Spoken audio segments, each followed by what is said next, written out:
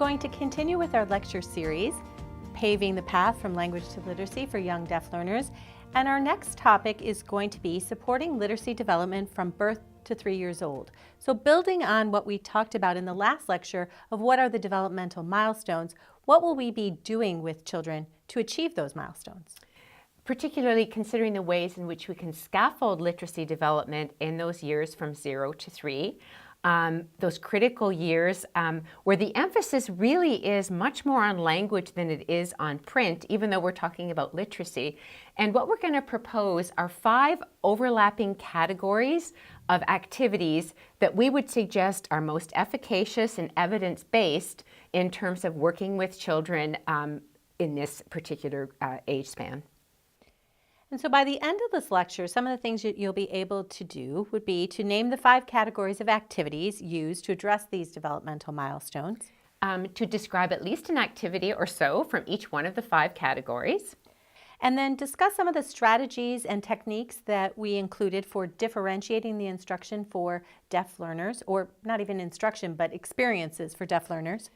And list or identify some available online resources that provide information specific to deaf learners. And what we're really trying hard to do for you here is to actually give you some takeaways that when you finish watching this series of presentations that you can use resources that we have found useful for us, perhaps new for you because we're from North America and you're from Australia, I think most of you watching this.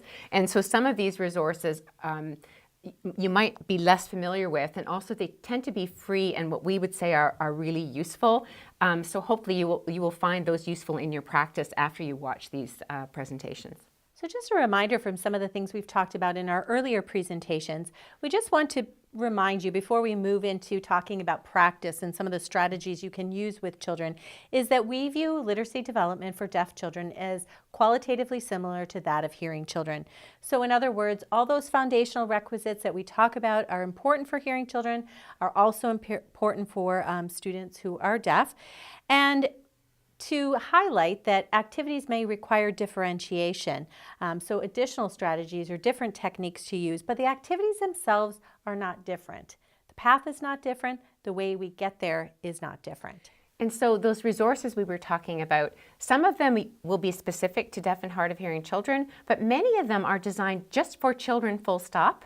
But we still think they apply. It's not, you shouldn't limit yourself in thinking about resources that will work for your deaf young children you're working with to just those that are identified for use with deaf children, as we would suggest those that are designed for any child in that age span work equally well with deaf children. But the differentiation piece, sort of the deaf differentiation that we're calling it, here's the things that we would underscore that we think are really critical in terms of implementing any of these strategies and approaches. And we've talked about this already, but we really think it bears repeating. Be sure that hearing technologies are worn and working. That you use visual supports as needed to provide linguistic access for the child. And to be flexible with response mode so that a child can interact with you, whether they're signing or speaking, or that you're just more flexible in what you accept.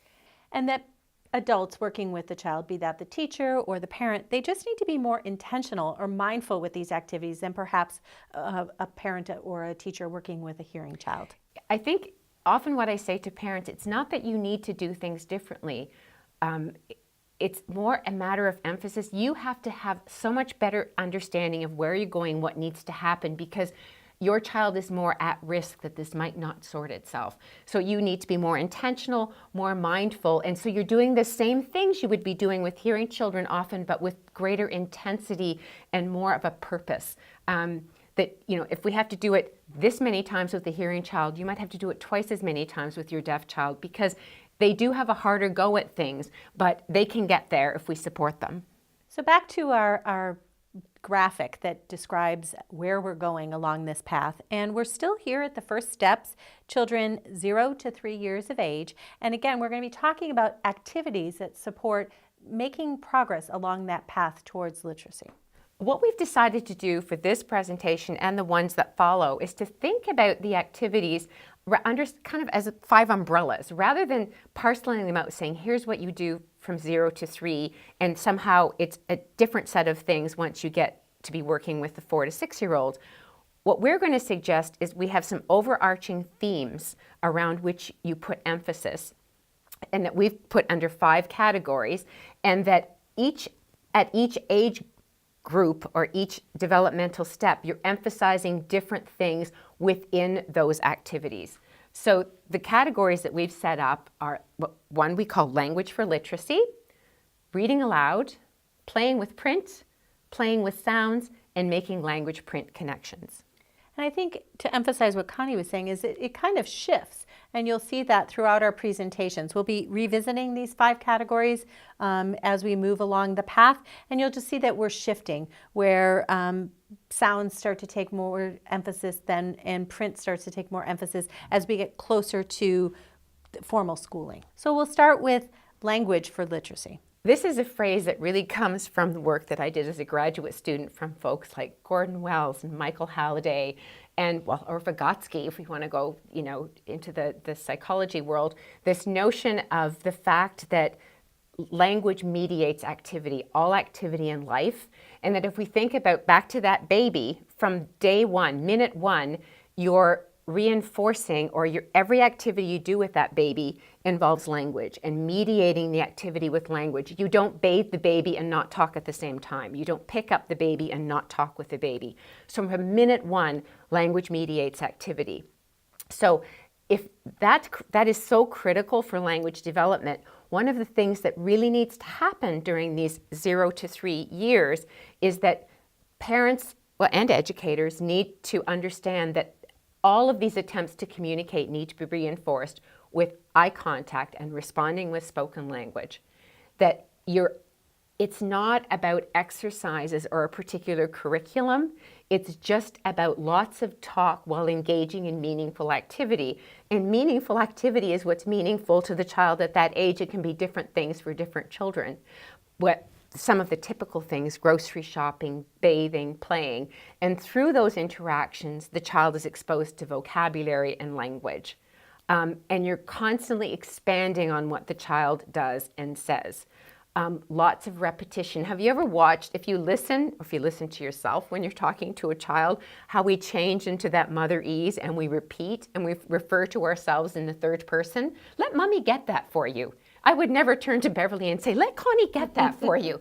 The way we change up, the way we use language is also that child can get a hold of it, mediate these activities with language so they can begin to build their own language, which becomes that foundation for literacy.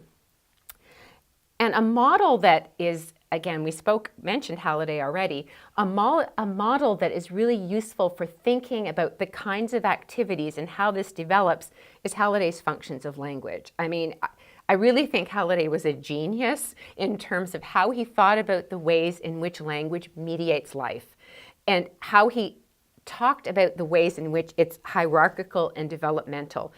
If you're not familiar with this functions of language chart, we're just going to spend a bit of time talking about it here because it can give you a sense of how to work with children from the beginning years when they're just tiny right through, really through secondary school. We're obviously focusing on the early years.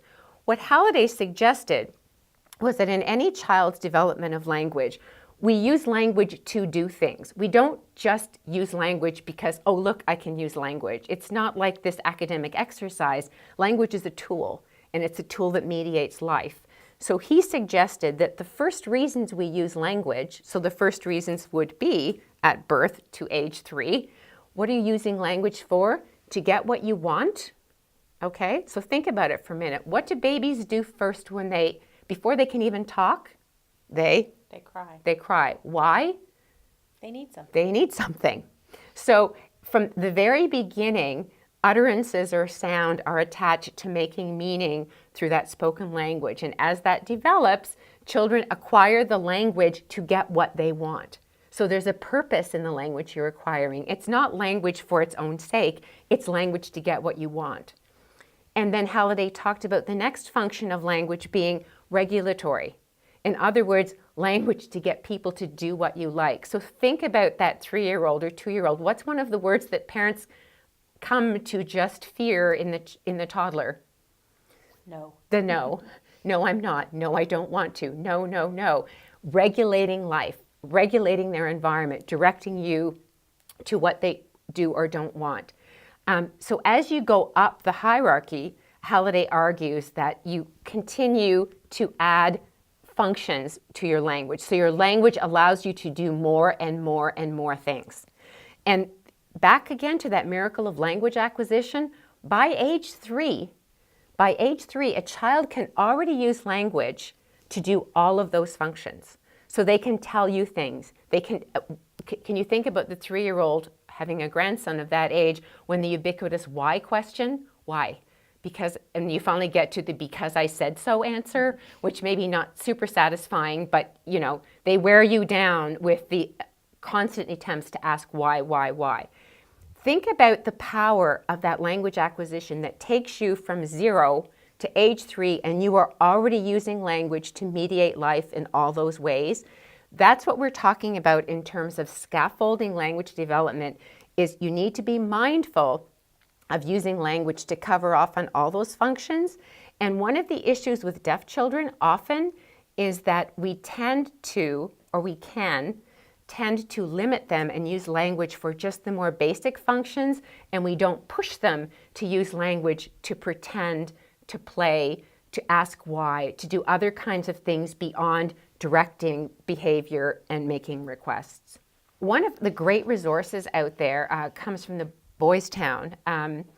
We've provided the link for you in the handouts. They give some really wonderful strategies for working with babies up to 3 years old in language expansion, utterance, or under subheadings such as building conversations, building concepts, and learning through play. They give some really nice, very explicit but thoughtful information about how parents and teachers can go about building that language that supports literacy. There's also some really great videos on that website that demonstrate caregivers, parents using those strategies and techniques with those babies. Even with infants. Yes, yeah. So some of the strategies that we're looking at to develop language in this 0 to 3 phase of development is starting to have children identify their colors and count items, teaching children to imitate actions such as doing patty cake and peekaboo, naming familiar objects and the characteristics for their use. So this is a ball. What do? We bounce it, we can roll it, we can throw it, etc. Playing yes and no games. So the child is beginning to understand how to ask and answer questions. Is this a cup? Is this a ball? Is this a simple question such as that about one particular object? Another strategy that works well is to have children have a book of pictures of familiar people so they can talk about their grandmother, or they can talk about their brother or the sister, or their mother or their father, and having pictures of they've gone to the zoo and we've taken pictures, and so they can retell stories about themselves. And again, they're fairly egocentric at this stage, so they like to talk about themselves and things that they've done. Another really good resource that you may or may not be familiar with, this is a resource from the Moog Center, and the Moog Center is in the United States, and it is a organization that specifically works with deaf children. And one of the things that they have available on their website, and again, we've provided you with the link, is a language calendar. And this is a language calendar for the month of April. Now, keeping in mind this April in the United States, so this may or may not, might be a different time of year for you, but you can get the idea by looking at these and creating these types of calendars. So teachers can use these calendars, or they can send them with families to use at home. But I just pulled some examples from them and put them on this slide here. So, for example, go for a walk and find 4 objects that are hard and 4 objects that are soft. So focusing on those opposites of hard and soft with some tangible objects with a 0 to 3-year-old. When doing a puzzle, not an uncommon task or an activity for a child to be doing is working out a puzzle, talk about the center, talk about the edge, talk about the corner. So again, being just a little bit more, it's being more mindful of creating language around activities. Plant seeds to grow flowers. Talk about the seeds. Talk about what we need to grow. We need to water them. We need the soil. And again, expanding that language, thinking of the type of vocabulary you're using rather than dirt, maybe using the word soil instead. The whole point with this calendar, it's not rocket science. I mean, if you're watching this, I'm sure you could think of these on your own. But what's clever about this calendar, they put it up on the website, change it every month. It's colorful, it's bright, and it's kind of homework for the parents, or something that you can say. Parents want to understand what to do with their children so that they can build this language and scaffold it, and they often imagine it's some kind of a workbook or it's some kind of a systematic thing, and you have to kind of sell them on the idea that it's as complicated and as simple as just engaging your child in meaningful interactions, things that matter to them.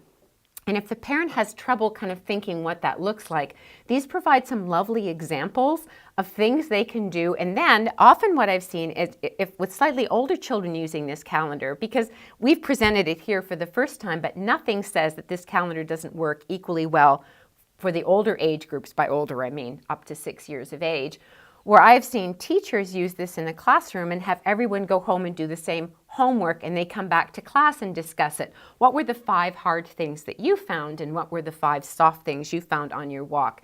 So it's just a nice tool to use to get some language happening and some language homework for parents. Again, I think it's just a way to spark ideas as well.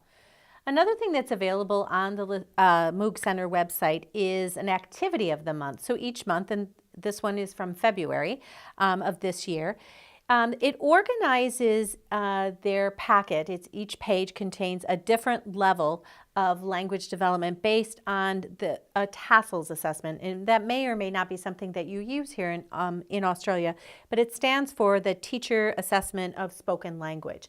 And again, I think if you just look at it, it doesn't require you to use that assessment to use these activities, but you can see that it's developmental in its organization. So level 1 is going to be much more simplistic language for a younger child, whereas level 5 might be something for a child entering school. So it's increasing complexity. It gives you various sentence types and patterns that you can focus on. So focusing on, for example, a noun verb, an adjective noun. And again, I think it's nothing like rocket science behind this, but I think it's just the way it's organized. It's there for you. And I think, again, it sparks ideas of other activities you can create. What it's a nice example of when I've used this with parents, when you go to this website and you look at, and this particular activity is doing the laundry. Another one they have is do you do Jello here or jelly, the wobbly stuff? That's one of the activities. What they do is give, not really a script, but a set of possible utterances or a possible language interactions you would use around that activity. The level 1 ones being 1 or 2 word utterances, so parents can see what that looks like, and then up to more complex utterances. Because sometimes what parents have a challenge with, think if you reflect back a little bit on, with very young children, we use quite complex utterances. We just start babbling at them.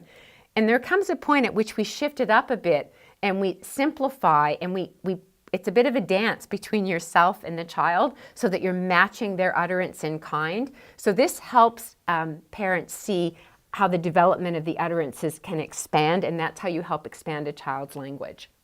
The last resource that we want to talk about is a resource called the Listening Room. And this is another website that it's from, is it Advanced Bionics is the supporter of this particular website. And within it, there's all kinds of activities and games for promoting language. And I like it because it's game-like. So it's not a lesson. It's an activity that a parent can do with their child, or a teacher can do with a child, or model for parents as well. All the materials that you need to do the activity are available free for download by simply creating an account with the Listening Room. The lessons are organized by age groups, so you can choose infants and toddlers, or preschool, or school age, as well as different types of activities. So you can choose downloads, drag and drop games, videos, audio recording. So it's a very interactive activity for the child, but it's focusing on a particular language structure or language idea. And what we're going to leave you with in this presentation is just an example of a young child with his parents, cooking potatoes. Mm-hmm. So he's cooking potatoes, and watch how the parents are interacting with him while he's doing a very simple activity and how language is happening. And he's still quite young, so his expressive language is quite limited, but you can see how the parents are creating it a situation where his language, they're giving him the opportunity to expand that language. Okay, buddy, your pan's full though. Okay. There you go. Where's your salt? Max, can you put salt in your potatoes? Yeah. Okay.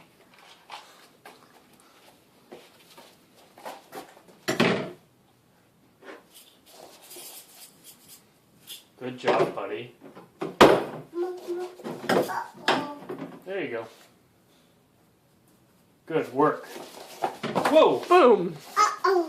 Here, Daddy's gonna move this.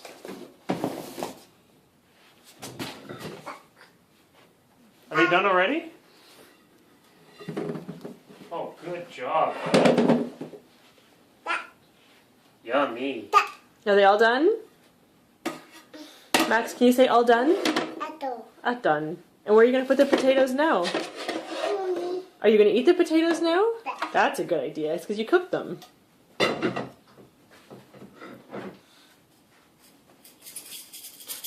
Do they need some more salt?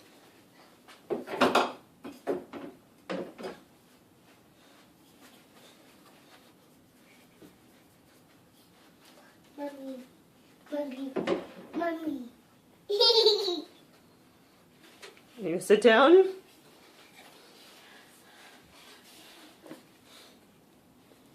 Max, what did you make?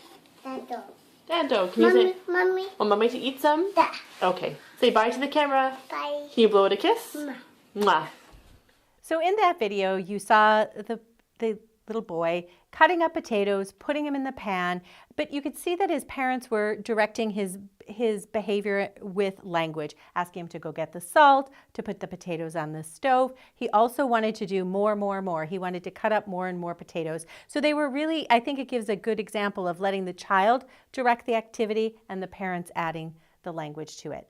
So when we come back, we're going to talk about the 4 remaining categories of how to support the development of these developmental milestones in the ages of 0 to 3.